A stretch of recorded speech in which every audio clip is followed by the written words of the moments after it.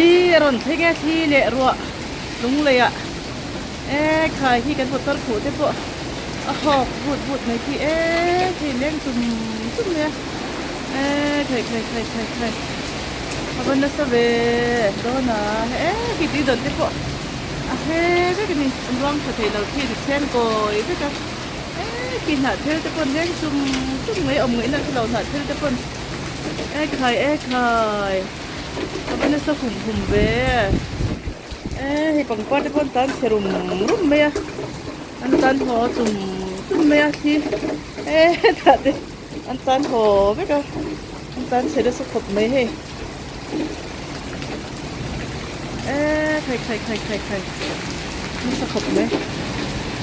lũ sân phất mình cho đầu tuần về phất mấy rồi lên hay cái serum thế thì cụ mồm biết cái mò cái lang khá cái xuân á mò từ nãy mình cụ mồm mà cái serum thì cụ mồm nôn đó thôi thì quá nó tội tù luôn nha anh phải trời đón thì lệ rồi mình nuôi mẹ cái này cứ là ha khai wow turu tục thế wow sang làm to cái trăng cái này serum zam bọc đi không phải chắc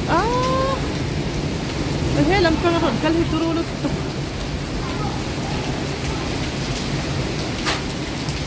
rằng qua đây để thay mấy cái túi đòn kia thấy cái túi thế bao luôn cái số tỷ lệ mà tôi